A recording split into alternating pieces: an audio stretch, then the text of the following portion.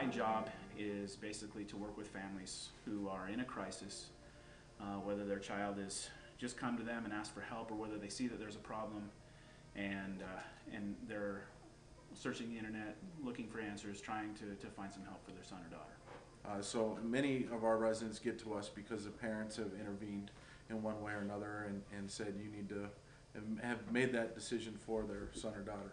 And so they often come here and they're angry and they're upset and they don't want to be here. And we have a highly qualified staff and really their peers, the resident that's been with us 6, 7, 8, 9 months, that's bought into the process and engaging in recovery. They work very hard to help that resident work through that anger and get into some acceptance and surrender that they need to be here with us. Our first priority is evaluating to find out what are the particular problems that this particular individual is dealing with in their life. There are 3 workshops. We have a workshop every 3 months.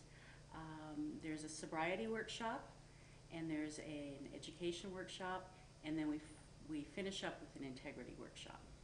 We use the stages of change to help explain to families what area of recovery their young person is engaged in. On the group level, that's a very strong part of our program because it gives the residents an opportunity to be exposed to others that understand how they think. What we do in the admissions department is really help families understand what it's going to take to get their son or daughter help. Most of the time, I guess the number one question that I get asked is, I see a problem with my son or with my daughter. I know that they're not going to get better on their own.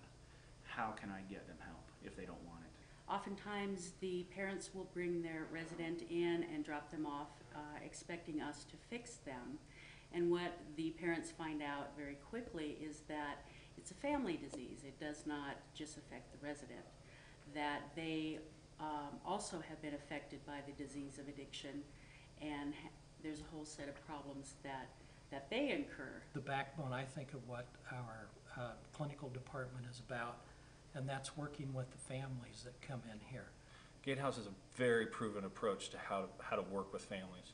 Our family workshop team is top-notch, top-shelf team of people that really help the family work the steps together over the course of the year. The family has to be ready to do whatever it takes to get their son or daughter help.